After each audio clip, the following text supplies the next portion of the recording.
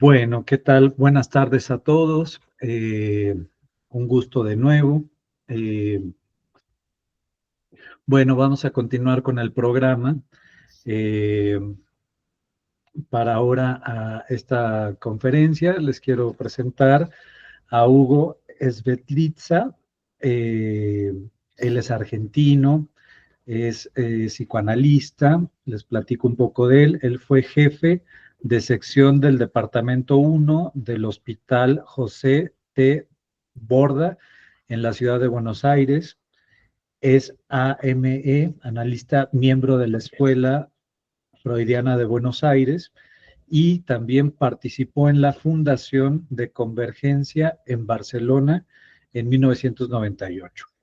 El título de su ponencia es El fantasma tiene dos caras: presencia del objeto A y una articulación significante. Bueno, le dejo la palabra a Hugo. Bienvenido. Muchas Bueno, gracias. muchas gracias. Bueno, primero, muchas gracias por la invitación. Y me quedo pensando en el nombre clínica del sujeto. Perfecto. ¿Por qué? ¿Pero por qué? Porque tiene que ver con algo que yo voy a hablar. Porque la clínica, y acá empezamos el trabajo, no es del objeto, por más que trabajamos con el objeto A. La clínica apunta al sujeto, siempre. Por más que trabajamos, lo vamos a ver el fantasma, el sujeto dividido, rombo A, pero está muy bien puesto esto de clínica del sujeto. Entonces, ya son las 4, yo voy a hablar de 4 a 5 de la tarde, y ahí me corto y lo escucho a ustedes media hora después. Y 5:30 termino. Así no estamos todos tan cansados y tienen descanso hasta la otra ponencia. 1 hora y media más o menos. Después les pido que intervengan. Me pareció muy interesante las preguntas que hicieron, o comentarios, o como decía Estela Maris, si algo no entienden, ya sea por un argentinismo nuestro, ya no entienden, o teóricamente, porque uno no puede saber qué recorrido tienen todos, algunos más, otros menos.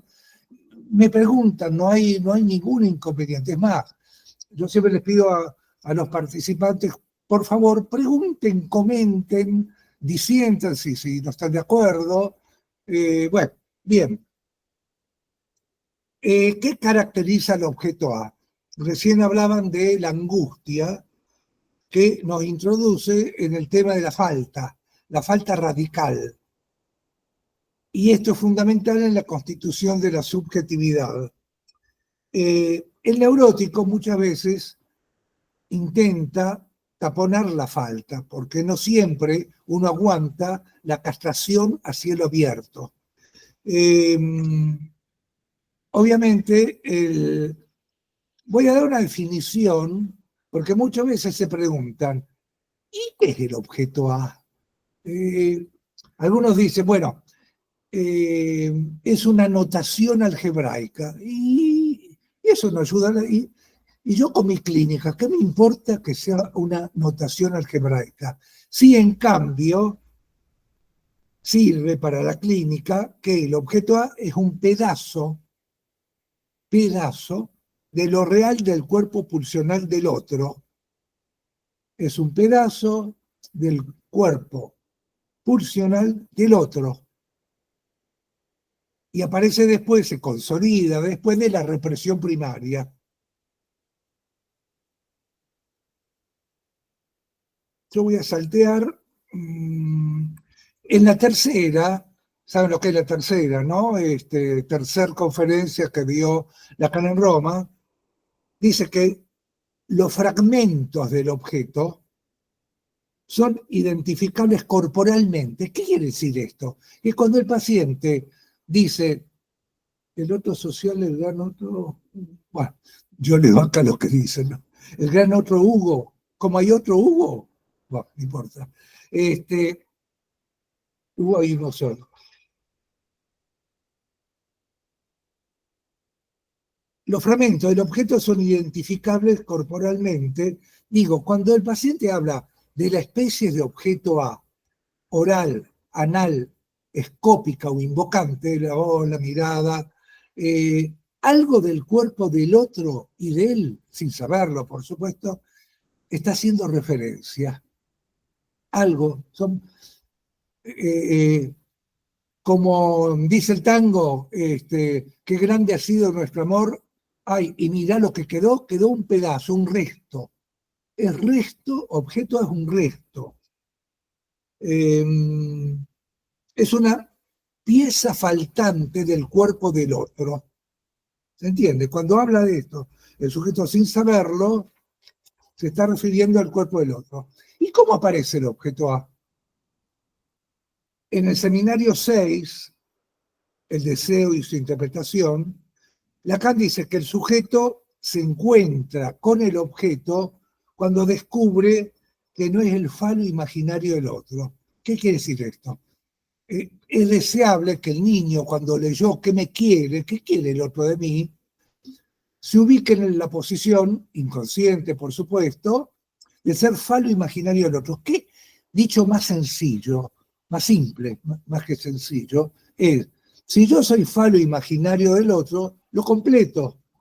Yo estoy contento porque leí que mi mamá quiere que yo esté al lado de ella, sea buenito, la complete.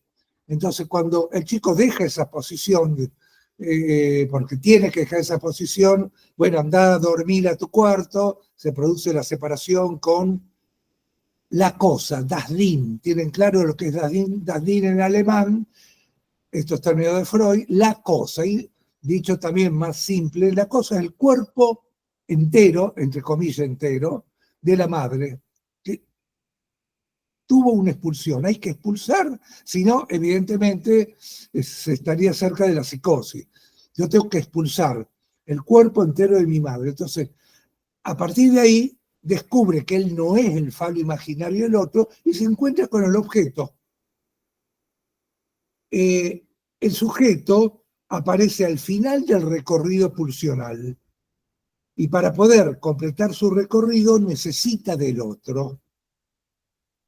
¿Y quién se le va a proporcionar a esto cuando hace el recorrido pulsional? La escena del fantasma. El sujeto, cuando empieza a tener la escena del fantasma, cambia radicalmente. ¿Qué quiere decir? Que la pulsión necesita la ficción del fantasma. Ficción. Término muy importante, lo ficcional, que tiene que ver con la realidad, lo ficcional. Es decir, que la pulsión necesita la ficción del fantasma para completar su recorrido.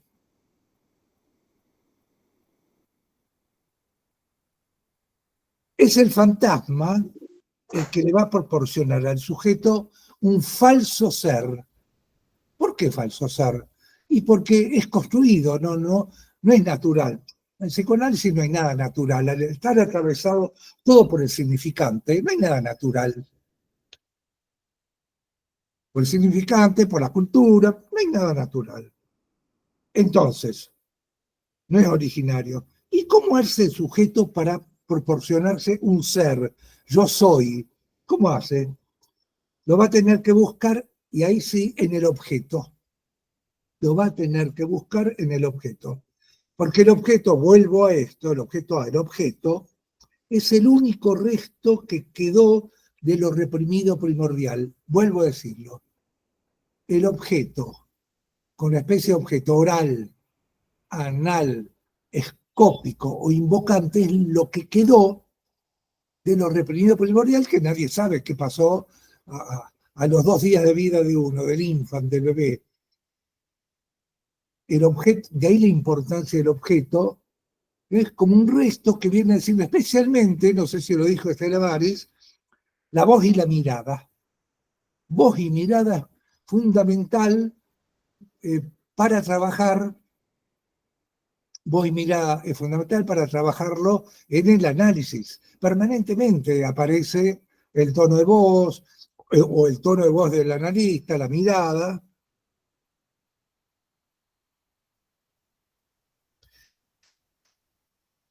Bien. Cuando habla el fantasma, Lacan habla del prêt-à-porter. ¿Saben lo que es el prêt-à-porter, no? Listo para usar. La ropa lista para usar no sirve. ¿Para qué nos sirve el fantasma? Ahora le voy a dar unas características del fantasma. ¿Qué es el fantasma?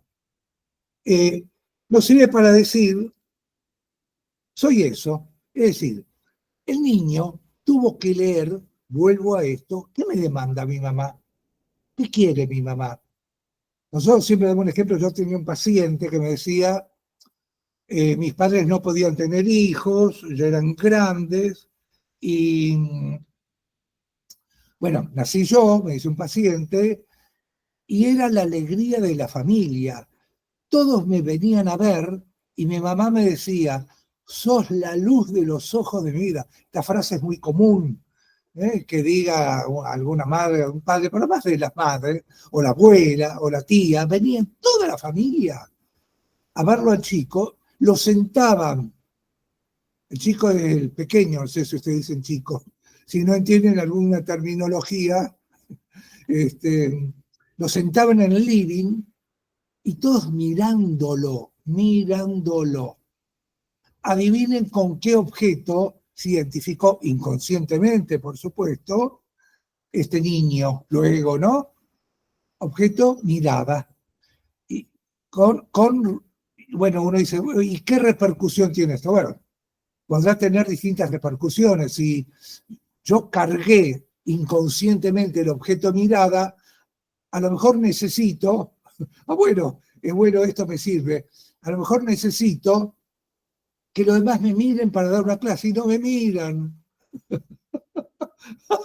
Bueno, me puedo llorar, no, era yo ese, no, mentira.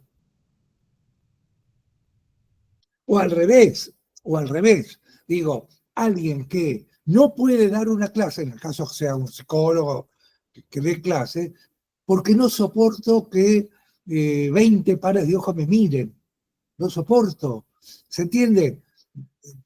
De acuerdo a la constitución de la subjetividad de cada uno, el fantasma, así serán las consecuencias, ¿no? En el trabajo de Lacan, la subversión del sujeto y la dialéctica del deseo en el inconsciente freudiano, Lacan dice que el neurótico identifica la falta del otro con su demanda. ¿Qué quiere decir esto? Si yo soy el niño y detecto, leí, el tema de la lectura, leí, a mi mamá le falta esto, a ver, entonces lo que le falta a mi mamá, yo creo que ella me lo está demandando. Si mi mamá me dice, yo soy la luz de los ojos de ella, y me identificaré inconscientemente, claro, vuelvo a esto con la pulsión escópica. Estas son las especies de objeto A. Oral, anal, cuántas veces el paciente melancolizado, no sé si Estela Mari creo que habló algo de melancolía, ¿no? Paciente melancolizado que lo dice, soy una mierda, no valgo nada, todo me sale mal, puse un negocio, me fue mal, me abandona mi novia, etcétera, etcétera. Objeto anal, identificado a, lo dice el paciente, soy una mierda, y uno no le va a decir, no, usted no es una mierda, pongamos a trabajar ese objeto. O si no, había una persona que escribió que no soportaba la voz de mi padre, no soporto la voz de mi padre, y yo temblaba cada vez que vos te acercabas a mí. ¿Quién era? Kafka. En Diario al padre, la voz del padre no la soportaba él, ¿no? Objeto, si estuviera acá Kafka, objeto voz, la pulsión invocante, lo mismo. Entonces, el niño debe leer qué me demanda mi mamá, fundamental leer la demanda del otro, precisamente. ¿Cuál es la fórmula de la pulsión? Sujeto barrado por la castración, entre lo que dice y lo que sabe inconscientemente, apareció otra persona, la que era coordinadora. Digo, yo necesito mirar, decirle a la gente que le pone bien a uno verlos. La forma de la pulsión es sujeto barrado, rombo, ahora vamos a ver qué es eso del rombo, demanda. Características del fantasma. Para que se constituya el fantasma, tiene que haber pérdida de objeto. Si yo era la luz de los ojos, bien, le pedimos prenda su cámara, sean buenitos, vamos, les doy un premio después. Muy bien, José Antonio. No, pero en serio les digo, aparte es como si fuera presencial. Si bien nos acostumbramos mucho a esto que es bárbaro, una maravilla, el modo virtual, es como si fuera lo presencial, ver las caras, cuando bostezan. Yo sé, vivo al tercer bostezo, me voy. Para que se constituya el fantasma tiene que haber pérdida de objetos. Si yo sigo, ¿qué quiere decir esto? Si yo sigo siendo la luz de los ojos de mi mamá y tengo 50 años, 60 años, algo me pasó. Ese objeto tiene que caer. ¿Se entiende? Pérdida de objetos para construir el fantasma. El fantasma se construye, por supuesto, en el análisis, pero el paciente ya viene con un fantasma previo, que lo construyó de acuerdo, insisto, a lo que él leyó que le demanda el otro. Primero. Segundo, el fantasma nos da una falsa consistencia de ser. El fantasma vela la castración, la tapa, y al mismo tiempo la devela. ¿El paciente qué dice? El paciente, o todos nosotros, y bueno, yo soy así. Eso es el fantasma. Bueno, yo soy así, bueno, tendré que cambiar, pero esos son mis rasgos, mis características. Eso le da la falsa consistencia de ser, porque esto después va a caer. ¿Para qué sirve el fantasma? Para muchas cosas, pero especialmente sostiene la escena del deseo. Como el deseo es metonímico, ¿no? Yo quiero ir al Caribe, quiero estar en México, quiero estar acá, vuela, vuela, vuela, me gusta una chica, me gusta otra. ¿no? Entonces el fantasma es un freno a la metonimia del deseo. Sostiene el deseo, el fantasma. La escena del deseo. El fantasma intenta unir cuerpo y goce. ¿Qué quiere decir esto? Por efecto del significante, reivindicar el significante, por efecto del significante, que es como que se clavó, se tiene que clavar en nuestro cuerpo para dejar el objeto incestuoso. Entonces, ese goce que yo tenía con el otro primordial tiene que empezar a desaparecer. Por eso, cuerpo y goce están separados por efecto del significante. Es como decimos acá, como decimos acá, sepárense. No es posible. El otro día un paciente grande, ¿no? 60 años me contaba, la madre muy viejita, van siempre de vacaciones juntos, y él dormía no en la misma cama. Digo, qué lástima, sino en la cama de al lado. Digo, en la cama no había otra pieza, tenés que dormir en la cama al lado con tu mamá. Digo, uno, muchas veces, como intervención, levanta el tono de voz, como uno semblantea, hablaron del semblante, después si quieren, les hablo del semblante, uno se ve llevado a, no es la apariencia para como si fuera apariencia, se ve llevado por el discurso del paciente a semblantear como si fuera, ¿no? ¿Pero qué es?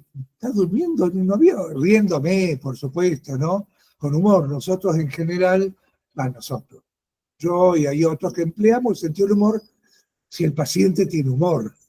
Si el paciente es muy paranoide, no, en la neurosis, ¿no? Entonces, intenta unir cuerpo y goce que están muy separados por efecto del significante, el corte.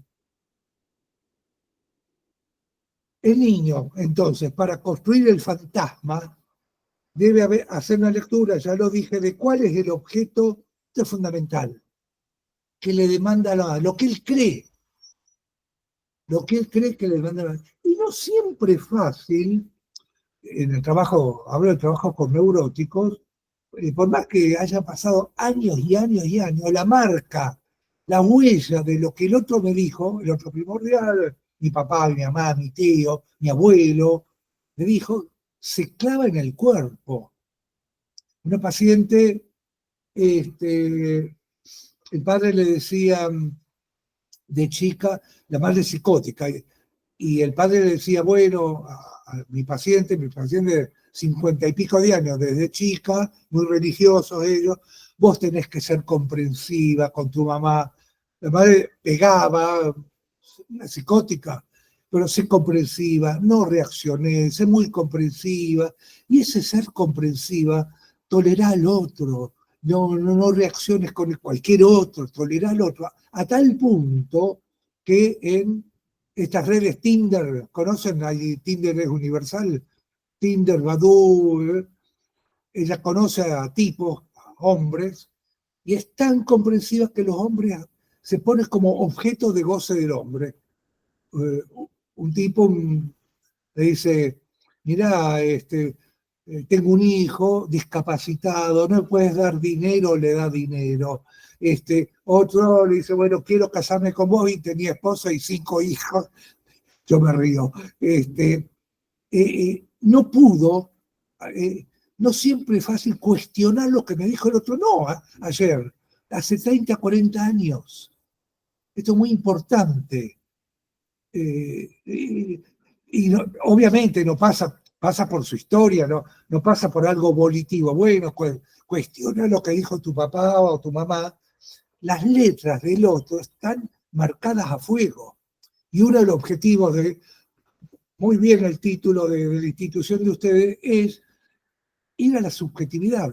Y uno, mientras sea objeto de goce del otro, aunque tenga 50, 60, 70 años, es muy difícil lograr algo propio. Sigo. Cuando se comienza un análisis, ¿qué pasa? El paciente venía con su fantasma.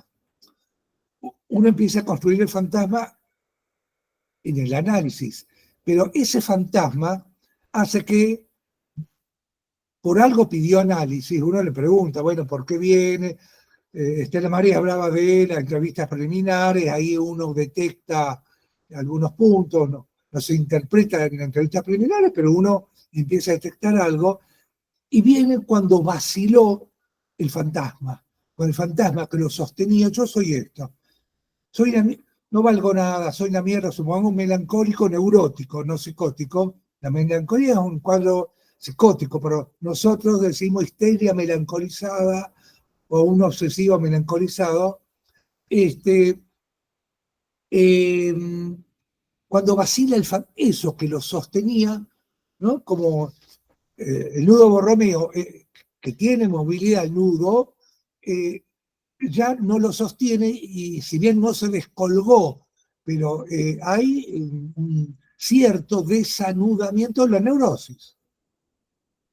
Entonces vacila el fantasma. Entonces piden análisis. Desde la muerte de un ser querido,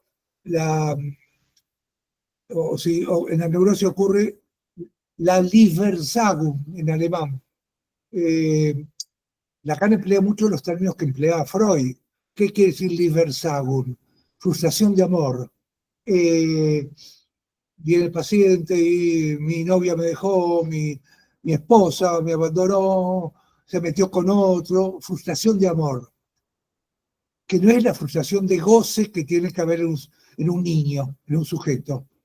Si mi hijo quiere comer 4 o 5 helados por día, digo, no, el no es fundamental como instancia paterna o materna. Entonces, vacilación fantasmática. Toda la realidad es fantasmática. No es que la realidad sea una ilusión, pero voy a decir una frase muy común en todos los lugares, la vida es de acuerdo al cristal con que se mire. Uno mira la realidad, percibe la realidad, escucha la realidad, de acuerdo al fantasma. Por eso la realidad fantasma. No es que sea ilusoria, no. Si yo a ustedes lo veo, ustedes están ahí, no es un invento. Yo tengo acá la computadora, no invento. Pero yo los veo a ustedes de acuerdo, o pienso, de acuerdo a mi fantasma. Obvio, el analista tiene que tratar de vaciarse del fantasma, de su propio fantasma.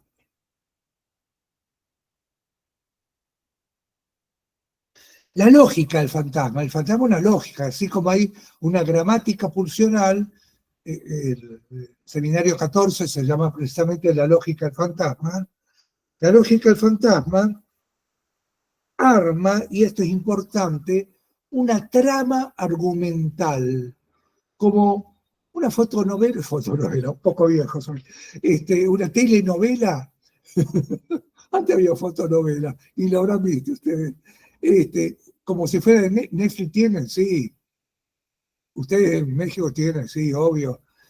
Como si fuera de Netflix, una trama, hay un guionista con los cuales todos nosotros tenemos una trama argumental que nos determina la ideología, la manera de vivir, la relación con los demás. Este trama argumental es muy importante. El fantasma, por lo tanto, organiza una escena del mundo. Una escena del mundo. Hablando del melancólico, es como que se cae de la escena del mundo.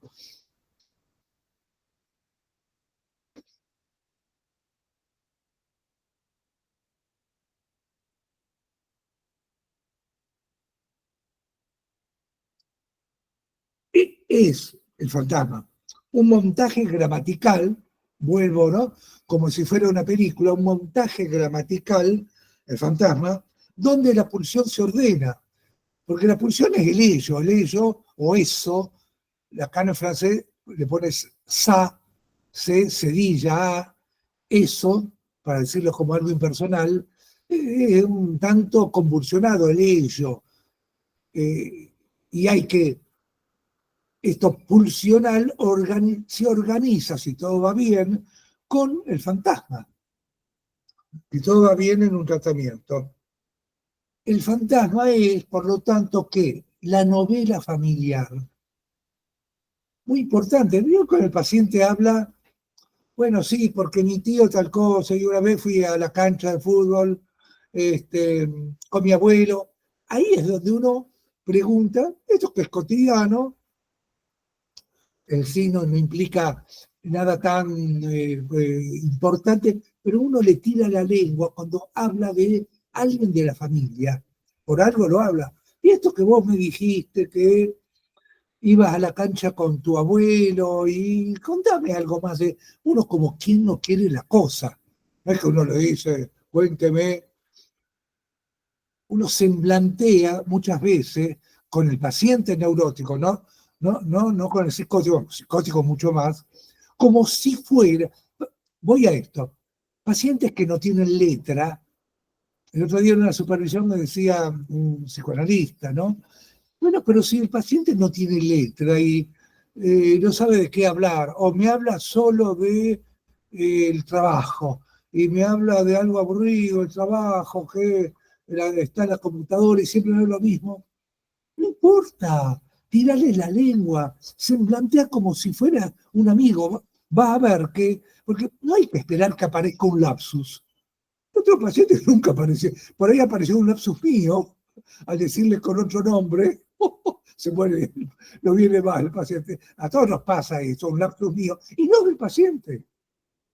Entonces no hay que, por alguno dice, bueno, pero no, o sueños. Sí, hay pacientes que tienen sueños y otros que no.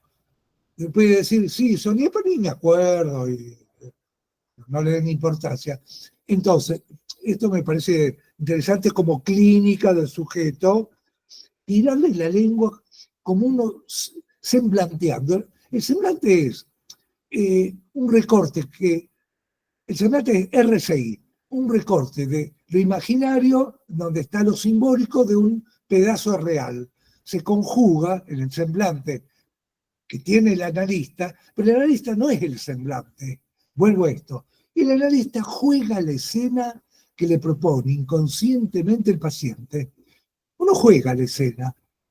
Entonces, muchas veces uno se prende como si fuera una charla, con otros no, pero insisto, no saben qué hacer cuando el paciente no tiene. Bueno, construí vos, inventá. Esto de lo ficcional, la invención, es tarea del analista. Inventá algo que dijo, uno está muy pendiente, algo que dijo respecto a la familia, respecto a lo que sea, rescatá ese significante, se lo tirás al paciente. Esto que usted me dijo, qué interesante. Uno le miente al paciente, que por ahí no es nada interesante lo que dijo, pero para que desarrolle lo que dijo. Es lo que decía Freud, cuando el paciente le preguntaba, ¿y esto por qué será? ¿Qué le decía Freud? No sé, siga hablando. Cosa de verdad, no sé. Por eso tarda tanto tiempo el psicoanálisis en los tratamientos, ¿no? En todo fantasma hay siempre un padre, un niño es pegado. ¿Qué quiere decir esto? Entonces todos los padres de los pacientes le daban un chilo, una cachetada. No, digo, es un fantasma importante que lo trae Freud. Un niño es pegado, las fantasías que uno tiene del otro gozador. Y de mirar a un niño, le pegan a otro, no me pegan a mí. También uno puede pensar esto de Freud, pegan a un niño como el golpe del significante, como algo eficaz, el golpe del significante. ¿Qué quiere decir el golpe del significante? Significante que marca en el sujeto. Vuelvo a esto del semblante. Cuando uno, o el paciente que dice, bueno, yo soy así, y muy armado, uno trata de conmover el sentido del paciente. ¿No? Hay pacientes obsesivos que tienen un discurso similar, porque yo soy así y me cuesta cambiar y no voy a cambiar.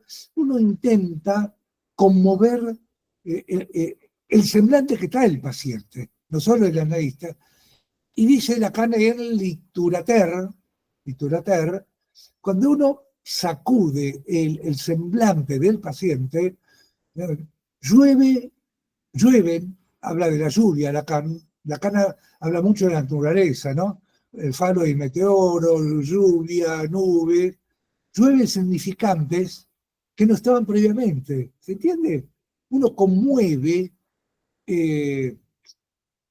sin ser agresivo, ¿no? Pero se trata de, y esa es la diferencia entre el psicoanálisis y la psicoterapia, de trabajar con el objeto, de conmover el objeto. Algo así como, qué sé yo, a ver, una paciente que muy jovial, neurótica, ¿no? Que hablaba como la madre de ella la maltrataba a ella, la llamaba por teléfono, mi paciente, a la madre 3 veces por día. Una intervención mía era, ¿usted la llama a su madre 3 veces por día? Es que ella me dice, ¿está mal? No. Me llama uno, se mete para empezar a ver la ligazón pegajosa entre madre y cada vez que la madre la maltrataba, ella lo cuenta riéndose a carcajadas.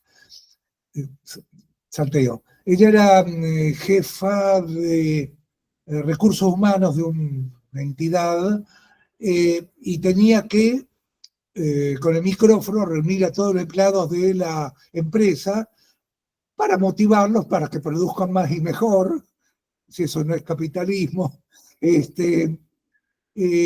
Y ella me cuenta, bueno, que estaba, y parece que al gerente no le gustó cómo ella estaba coordinando. Entonces viene el gerente, le quita el micrófono y ella lo cuenta riéndose. Entonces yo intervengo.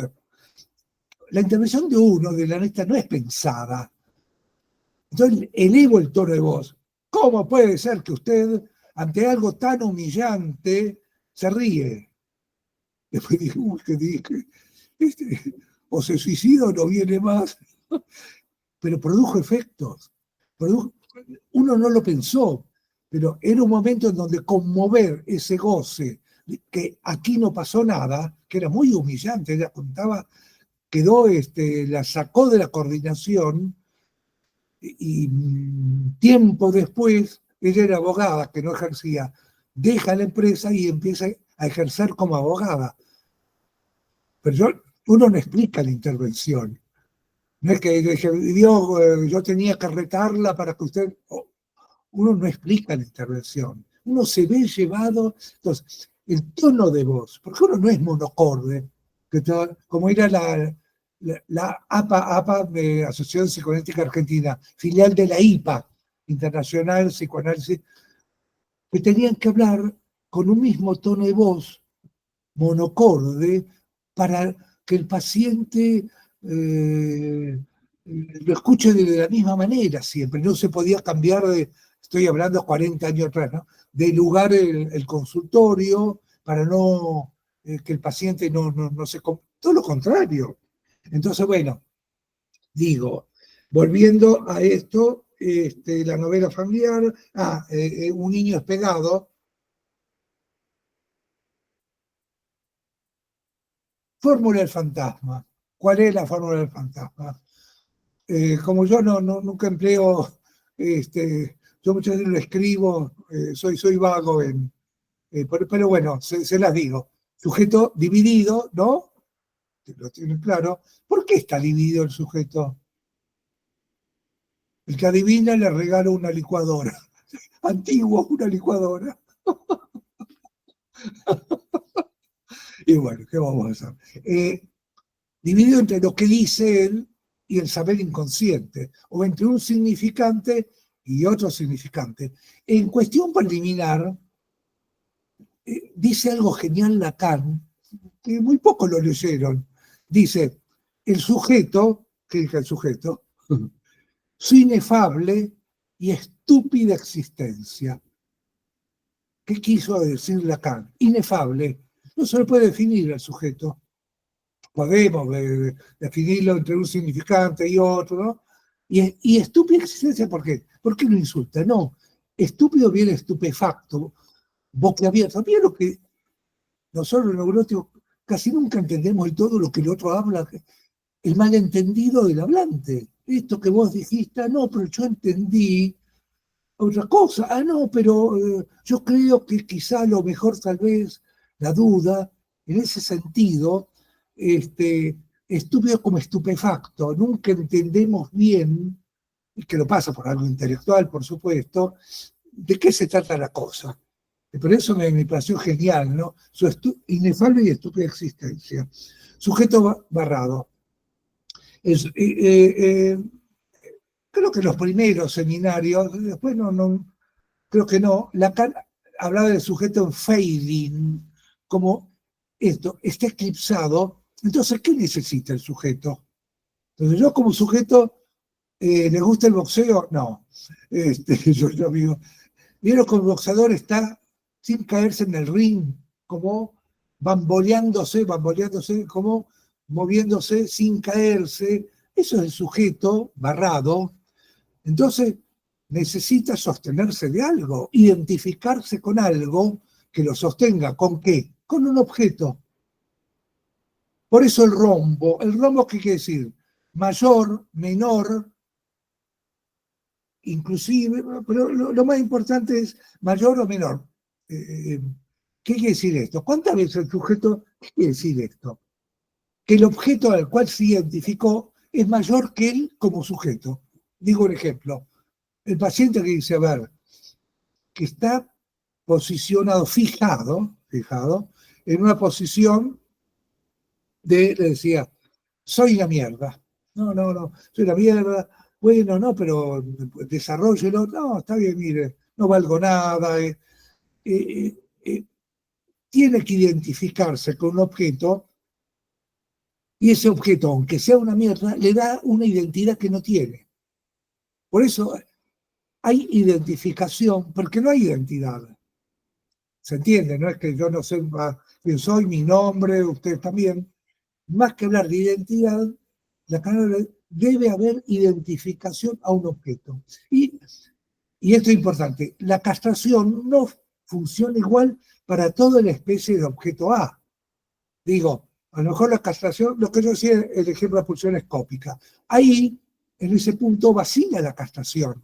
Si yo sigo siendo, espero que me miren cariñosamente para dar una clase y me mimen, y porque no pude incorporar o cuestionar lo que me decía el otro hace 40 años, ahí la castración no funciona.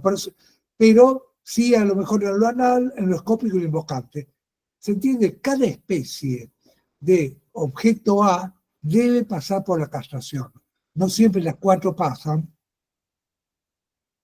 El rombo es un borde, una conjunción de términos. Y o, entonces les decía, ¿no? ¿Cuántas veces el objeto lo tapa el sujeto? Y si yo escucho una voz gruesa que me hace temblar, Kafka, y ahí pasó algo con la castración. Entonces vamos hacia ese lugar.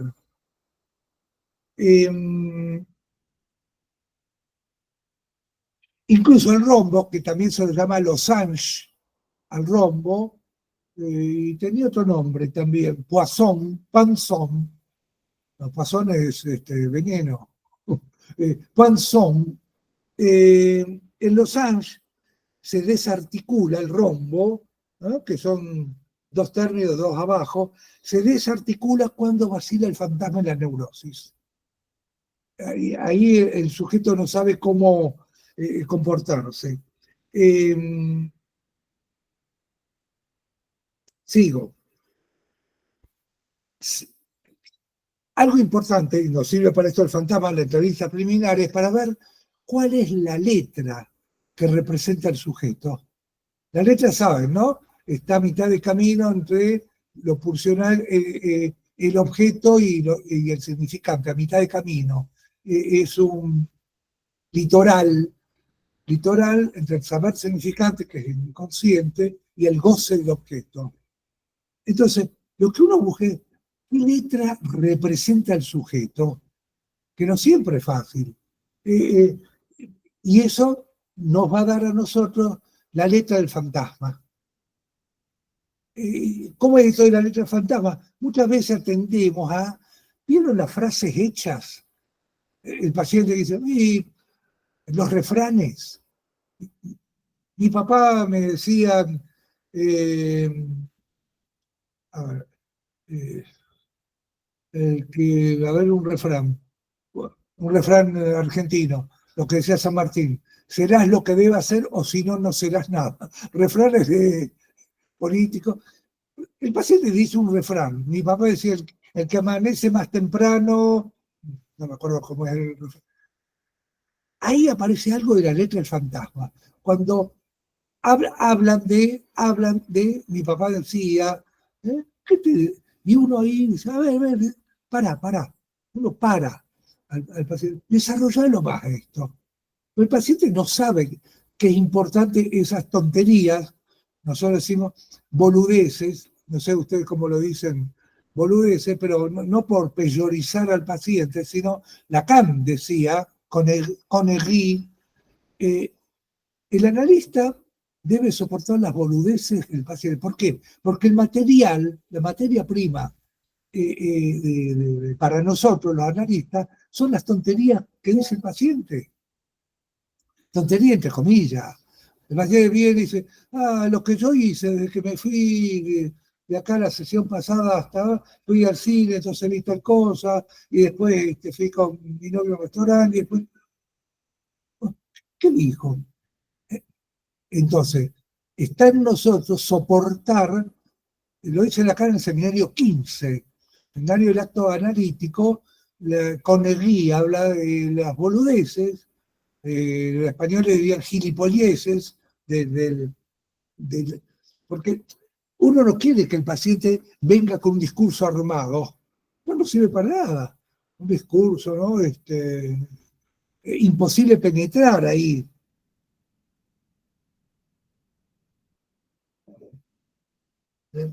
Bueno, hace un rato alguien hablaba de la transferencia. Una manera de definir la transferencia es la puesta en acto no solo de la realidad sexual del inconsciente, la definición que da Lacan, sino la puesta en acto del fantasma del analizante. Eso es la transferencia, donde está incluido, por supuesto, el psicoanalista. Hay neuróticos, a veces neuróticos de borde, en donde el fantasma no dispone, el fantasma lo construye, porque no es un psicótico, el psicótico no construye el fantasma. El otro día hablé en un seminario sobre psicosis. Es el fracaso del menos fi. Muchas veces no se entiende que es el menos fi, a lo mejor porque no logramos transmitir bien, no por dificultades intelectuales del participante, no logramos transmitir bien qué es esto del menos fi. Es esa reserva libidinal propia del sujeto que el otro no pudo atraparme. Algo mío que el otro no pudo atraparme, que yo logré cuestionar al otro. Entonces, reserva libidinal operatoria, dice Lacan, que me permite a mí investir objetos que no sean los objetos incestuosos. Muchas veces el fracaso del menos fi hace que fracase el fantasma. El hueco por donde algo no, lo digo de otra manera, algo no debe entrar en el espejo. Algo tiene que guardarse el sujeto para sí. No es fácil poder, vuelvo a esto, cuestionar al otro. Ahí se forma, menos fíjate, el falo imaginario, por si no digo, falo imaginario negativizado, ¿para qué me sirve esto? En cambio, si le digo reserva liminal operatoria, es que pienso siempre de acuerdo a lo que me marcó el otro. Cuando se dice en psicoanálisis, y eso también es una aclaración, no hay que dar sentido, ustedes lo escuchan, no hay que dar sentido. Guarda, una aclaración con esto. Lacan mismo lo decía, no hay que dar sentido, pero después, 2 seminarios después, en el 74, que lo decían, no dar sentido, y en el 76, Le Santon, él dice, no dar sentido, pero que el paciente pueda tener el sentido propio. Tomen el sentido como si fuera significación. Porque si no, el paciente se va boquiabierto, si uno no interviene dando, a veces construyendo un sentido, esto es interesante. Devolviéndole al paciente tiene su propio sentido, no el sentido, la marca de mi mamá, de mi papá que me dijo. Pero sí, dar sentido, porque no es posible siempre, en todas las sesiones, que uno construya un enigma y corte la sesión ahí. El paciente se va ahí sí estupidizado, boquiabierto. ¿Qué quiso decir este analista? Bueno, lo real del fantasma es el goce del objeto. No es lo mismo la fijación, por supuesto, al objeto de la pulsión que al objeto del fantasma, que causa deseo.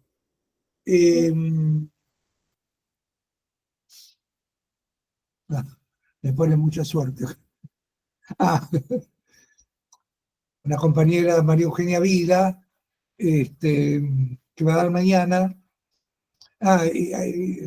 Estela Maris hizo una referencia que con Cristina Villar, Eugenia Vila, Estela Maris y Cristina Villar y yo damos muchas veces seminarios en el segundo cuatrimestre.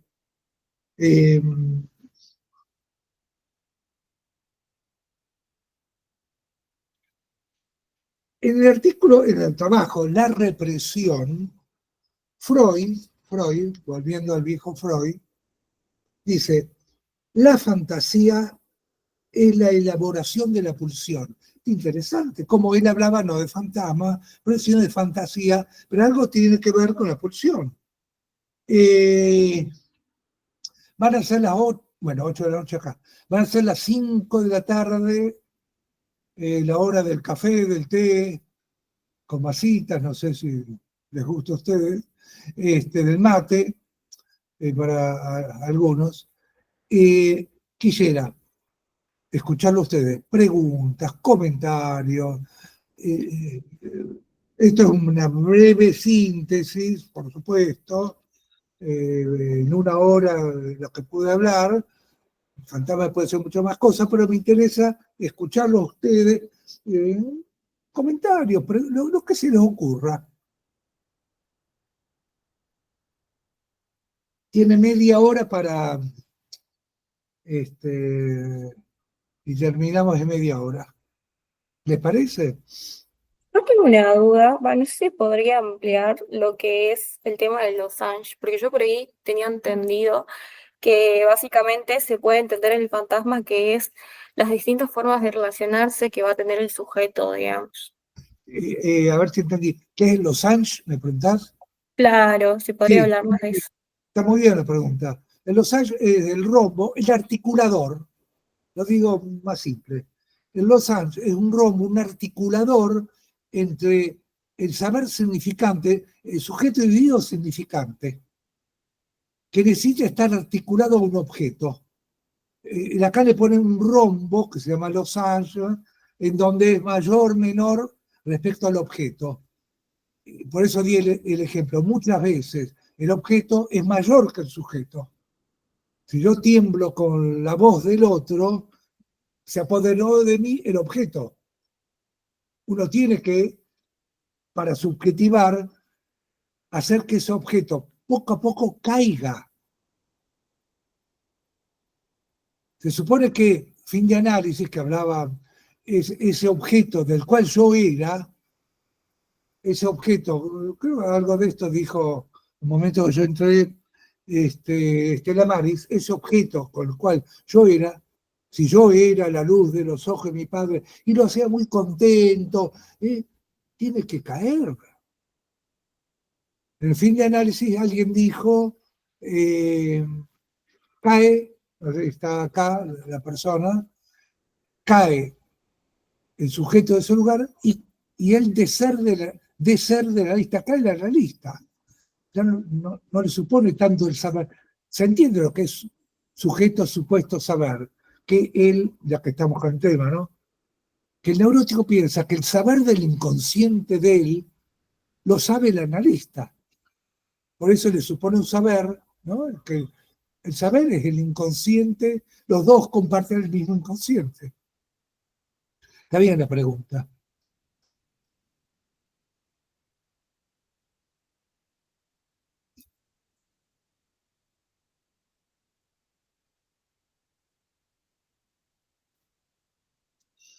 Acá hace mucho calor, por eso tomo agua. Eric. Sí, yo, es que me quedé pensando con esto de la ficción, este, como fijación y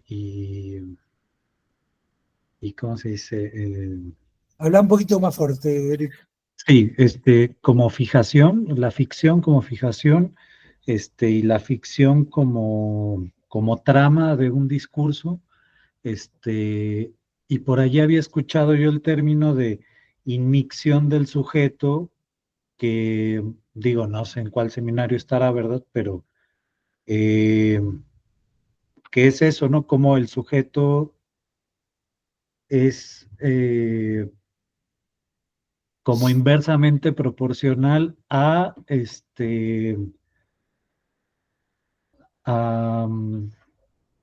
al recorrido por las pulsiones del objeto, ¿no? O sea, ese objeto A es esa como cuestión entre el adentro, bueno, que no es adentro y afuera, sino Decirlo con mm, tus palabras, a ver, lo que se te ocurra con tus palabras. Sí, es que lo que me queda pensando mucho es cómo Ahora si el... Fabián Pardo levantó la mano. Las manitos Sí. no las veo acá yo. Ahora, Acá te eh, las digo. o fíjate vos Sí, como coordinador, porque acá no veo sí. las manitos amarillas. Fabián Pardo levantó la mano. Ahora, Fabián, habla. A ver, decí, redondea lo que quiere decir. A ver, con el tema del Sí, sujeto. A ver, sí, inversamente proporcional dijiste. sí, al objeto A, a ese recorrido de cómo se va montando el sujeto a través de los, pues de los objetos, esa gramática pulsional, pero lo que me quedo pensando es que si se cae algo como del fantasma o es eso que no, que ese falso ser, entonces queda como una cosa de vacío, ¿no? Entonces, la pregunta sería, eh, ¿y qué hay al final de un análisis, por ejemplo? Claro, muy bien, muy bien. Bueno, él se da cuenta que ese ser, un poco lo que dijimos, y también algo dijo Estela Maris, ese ser que yo era para el otro, falsamente, entre comillas, falsamente, si yo era para el otro y lo contentaba al otro con el ejemplo, con la mirada, todo eso, cae. Ese falso ser que yo era para el otro cae. Entonces voy a tener por ahí una actitud respecto a lo pulsional de otra manera. Me enfrento a lo pulsional de otra manera. El fantasma va a ser algo en relación con algo propio. Y eso sería el atravesamiento del fantasma, donde yo pude, porque uno trabaja con el Kern unseres Wesen en alemán, núcleo de nuestro ser, quiere decir. Uno, nosotros los psicoanalistas cuestionamos a la psicología porque no hay algo profundo, ¿no? Uno trabaja no con la profundidad, no, todo está en la superficie del decir. Entonces, en la superficie del decir, todo eso en un fin de análisis cae y se produce, no el atravesamiento del fantasma, está mal dicho, la travesía del fantasma. Y como bien dijeron hace un rato con Estela Maris, hay momentos, hay tiempos lógicos, no solo cronológicos, también atender a la cronología, tiempos lógicos donde el fantasma era de una manera y se va, esto de pega en un niño, va transformándose. Si yo me sentía gozado por el otro, neurosis, y estaba tan perseguido con cualquier otro, y si yo veo que alguien se ríe, que se están riendo de mí, eso es neurosis. ¿Cuántas veces el neurótico está paranoizado? ¿Qué? ¿Se ríen de mí? Y logra entonces, porque yo supongamos tengo un fantasma, el otro me goza. Hablo de neurosis. Cuando puedo superar eso, tengo un fantasma más pacificador. Tengo una relación a la pulsión de otra manera, menos amenazante.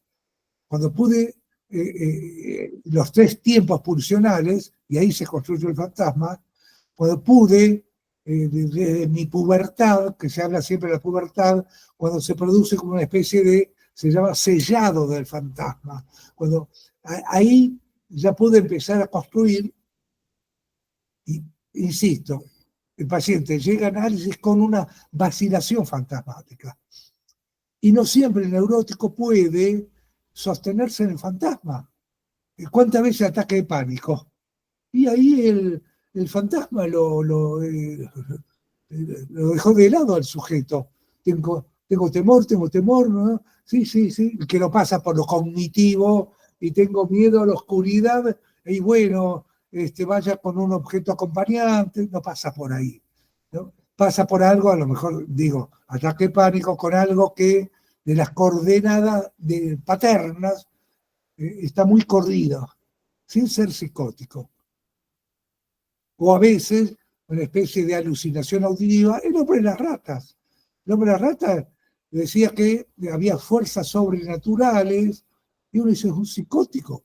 Antes de dar un diagnóstico, nosotros siempre lo hacemos hablar, que haya un movimiento de la cadena significante, hable y hable más, y hable boludeces, y hable, y después nos damos cuenta que no era un psicótico, un neurótico asustado, o un fóbico que estaba asustado, o que le falló algo del fantasma, y ahí va a aparecer seguro algo de la historia del sujeto, que no podía decir, por el fantasma no es algo que el sujeto pueda decir de golpe, es algo que se construye a lo largo de todo un tratamiento. Es una construcción, y bueno, Freud hablaba de construcción. Y a lo mejor el propio fantasma que traía el sujeto ya no le sirve. Y aparece otro fantasma menos cruel, porque muchas veces el fantasma se alía, cuando es cruel, como el capitán cruel del hombre de la rata, al super yo.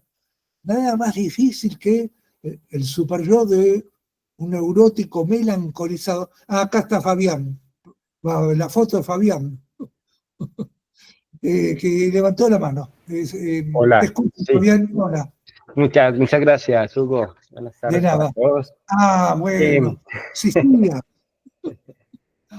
bueno, Ahora, yo tenía un ahora van comentario, apareciendo de a poco. Sí, un comentario que me deja resonando un poco a lo que nos estás transmitiendo y es, iniciaste con algo que me perdonas por no citarlo con la exactitud. Dijiste algo alrededor de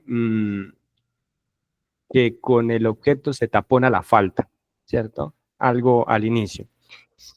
Y me lo pensaba y quizás de pronto llevaba como a esa organización si la forma de taponar esa falta es a través del mismo fantasma que construye el sujeto. Justamente, como también lo dijiste, el fantasma es algo que se construye en el análisis, pero de por sí el sujeto ya viene con un propio fantasma. exactamente. Ya ese sería el fantasma que empieza a interpelarlo, a molestarle y es como, digamos, ha hecho su propio arreglo, aunque de pronto fallido, y es lo que lo lleva al análisis. Exactamente. Bueno, por eso yo decía, el fantasma vela la castración, tapa, ¿no? Bueno, yo soy una mierda, pero bueno, por lo menos sé quién soy. Y voy por la vida. Bueno, un paciente me decía, me cuesta acercarme a las mujeres, eh, por ahí van a pensar que no tengo dinero, no puedo invitarla. Entonces yo le digo, bueno, el personaje, pobrecito, déjalo. Como uno empieza, ¿no?, a atacar para que vela la castración y para que desvele, para que aparezca más la castración. Entonces, cuando a veces un paciente neurótico construye un personaje, en este caso, bueno, yo no puedo, los demás pueden, yo no. Es como que le piden al analista que se conduela, lo comprenda, y el analista no es comprensivo, ¿no? Guarda, no se trata de, uno puede ser muy amable el analista, pero no hay que comprender nunca, porque si, bueno, pobre, está bien, tenés razón con los padres que tuviste, pobre, este, uno tiene que tener lo que decía Lacan, la dignidad del cirujano, frío, en el buen sentido. No es que uno. El analista, no hay el analista, cada cual tenemos un estilo. Hay un analista que nunca hace chiste, otro muy serio, otro que tiene capacidad humorística, que no es hacer chistes. Cuando detecta uno que el paciente tiene humor, el humor muchas veces deshace al super yo. Entonces el paciente nos permite, ¿cuántas veces el paciente cuenta un drama de su vida? Al principio, bueno, llorando, y después empieza a reírse, ¿no? Una vez que le puso el paciente muy angustiado, esto no es una receta a seguir, ¿no? Pero ¿qué hace el analista del paciente con angustias catastróficas que vienen? O dice, bueno, con Estela Maris alguien me preguntaba cómo no sé el término que usó, cómo se dosificaba la angustia. No hay una receta, pero uno dice, tiene solución. Uno puede decir, pero ¿cómo? ¿Está sugestionando al paciente? La transferencia tiene algo de sugestión, pero enseguida uno le dice al paciente, cálmate, ponele palabras, cualquiera. Lo primero que se te ocurre, a ver, a esta angustia. Tranqui, tranqui, acá decimos tranqui, tranqui, tranqui, ponele palabras, la que se te ocurra. Y ahí empieza a funcionar la cadena significante. Va a decir algo que a lo mejor él ni sabía que lo iba a decir. Esto no son recetas, cada cual, todos los analistas se ven de acuerdo a un estilo, cada cual, no hay el analista, el estilo analista. Sí, nosotros usamos, los lacanianos, freudorganianos, un dispositivo, no un encuadre, y no es lo mismo, no es lo mismo. ¿Por qué no es lo mismo? Porque el encuadre, como dice su nombre, me ata, me encuadra. Yo me acuerdo, mis primeros profesores eran de la APA, Asociación Psicoanalítica Argentina, filial de la IPA Internacional, que había algunos que decían, si había un cenicero, no lo cambien de lugar. Y hablaban con un tono, siempre el mismo tono, monocorde. Hola, ¿cómo le va? Bien. Y el dispositivo implica que si fuera cómodo, uno puede hacer el analista sentado en el piso, y el paciente, si fuera cómodo, no pasa por ahí. Y hay pacientes que yo tengo ya ahora con la pantalla, cara a cara. Pero antes me habían echado de la escuela freudiana, pero ¿cómo cara a cara? También el diván. Pero el diván fue un artilugio necesario para Freud, para que la mujer histérica no lo abracen. También no ver al analista, pero no hagamos de eso, esto es importante, no hagamos de eso un mito, no hagamos de eso el lacanismo, porque Lacan lo hacía. Lacan hacía sesiones de 2 minutos, Si uno hace eso, el paciente se va a seguir y no vuelve. El dispositivo implica que el analista es muy flexible y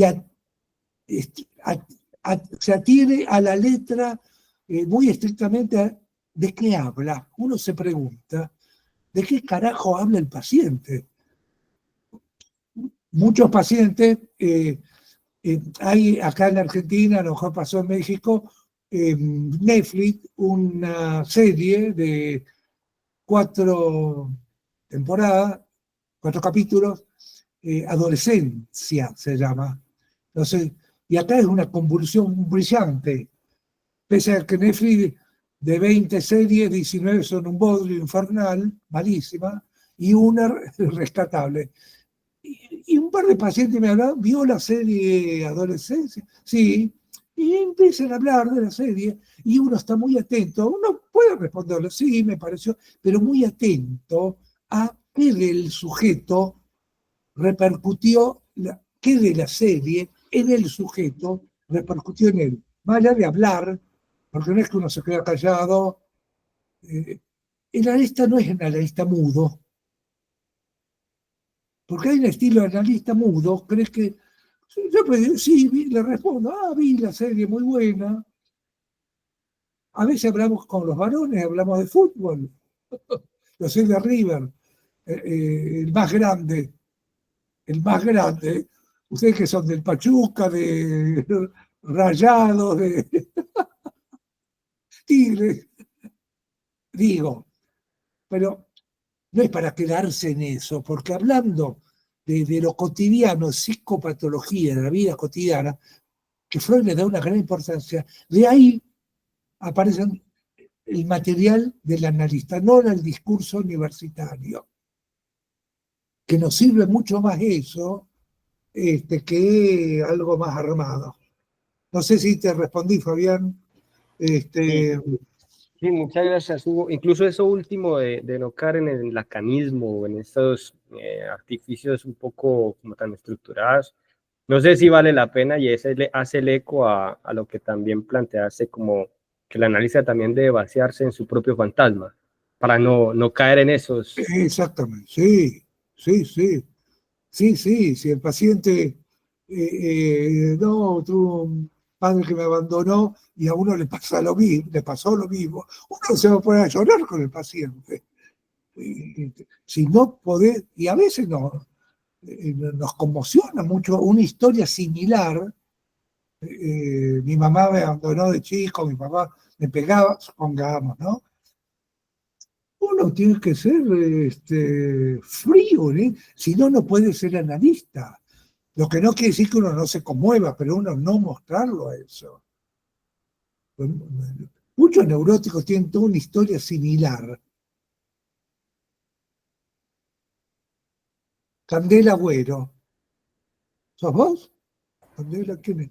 Ah, Sí, vos, sí, acá la estoy. Beltrate. La Acá. Beltrate. Ya está frío. Candela, ya está frío. Sí.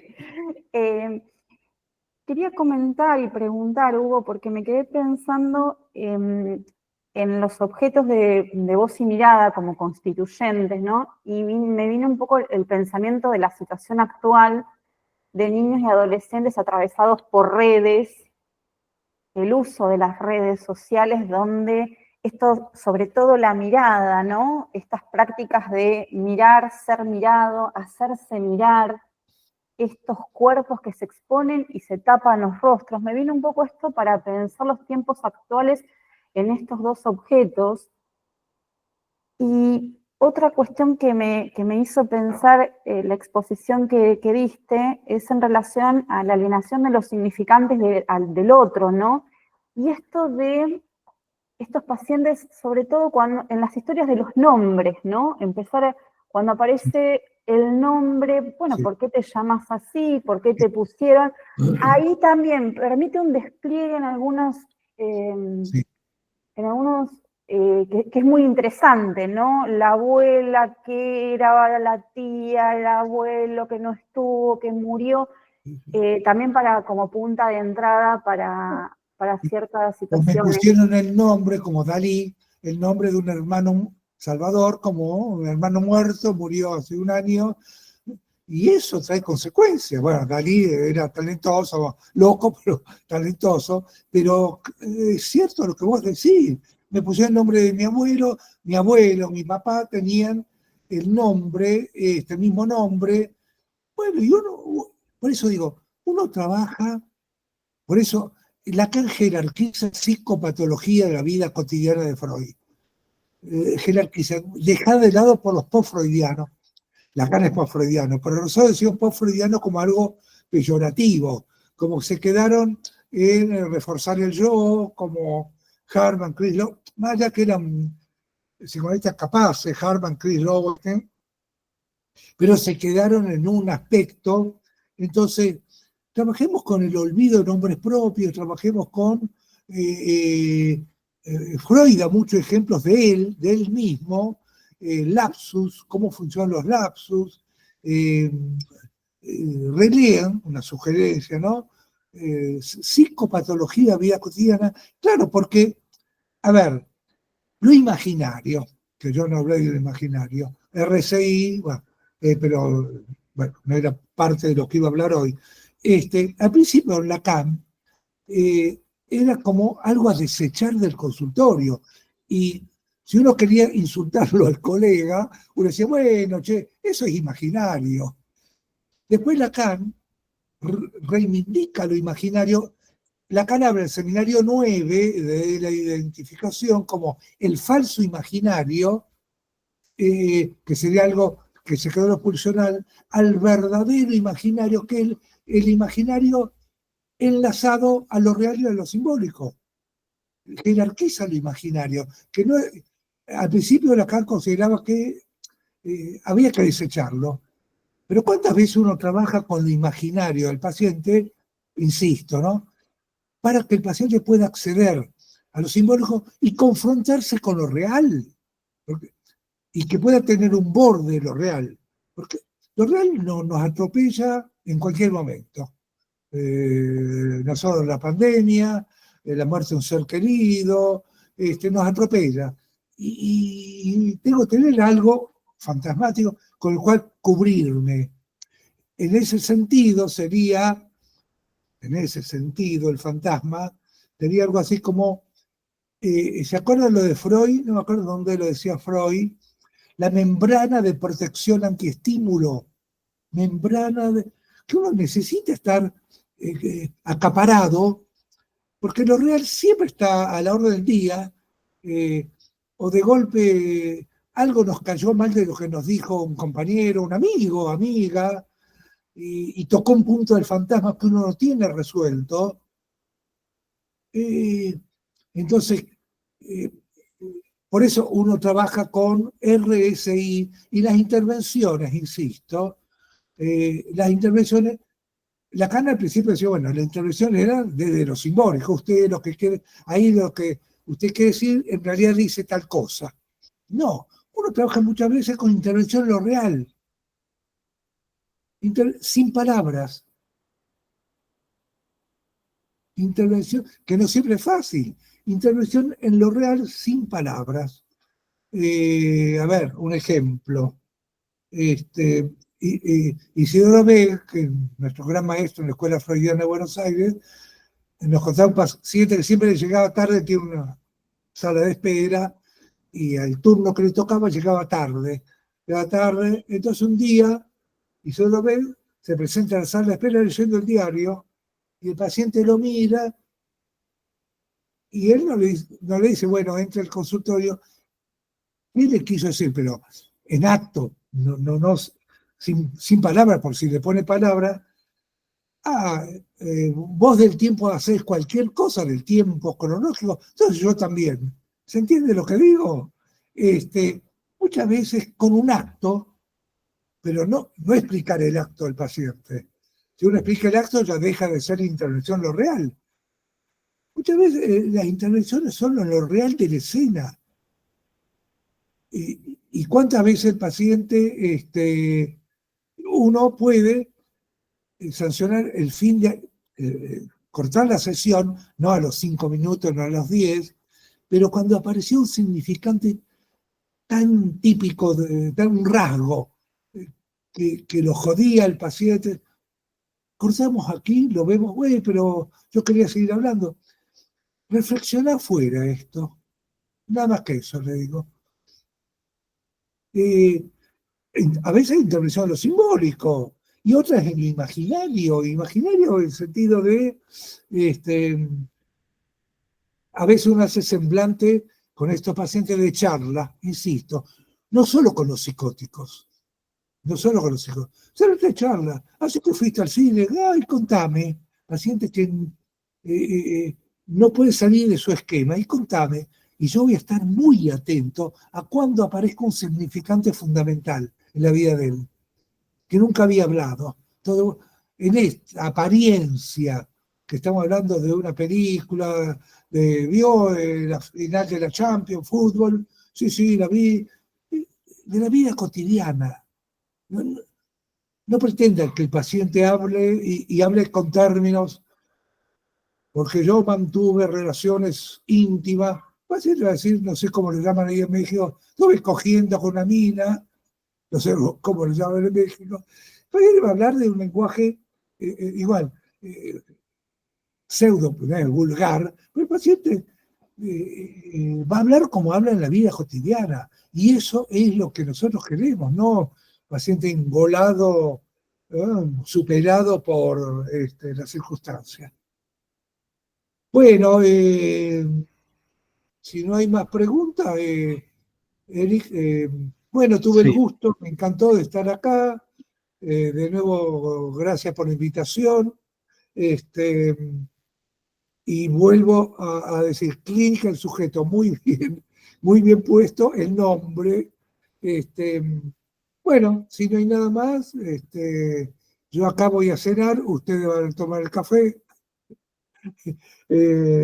y nos veremos en otra oportunidad. Sí, Muchas bueno, gracias. pues muchísimas gracias, Hugo. Pues concluimos. Muchas gracias por el trabajo preparado y tu generosidad. Bueno, gracias a todos también por estar aquí, por mostrarse y encender sus cámaras. Muy bien. Fabián, Candela, se mostró siempre, muy bien, Candela. Bueno, y ya pues dejamos acá para continuar con la última del día de hoy. Y ahora viene la última. Ajá. Y mañana bueno, terminamos. Y lo que yo escuché hasta ahora, excelente. Con preguntas muy interesantes de parte de ustedes. Excelente. Bueno, nos vemos. Chao, chao. Cierro acá. Muchas gracias. Gracias a ustedes.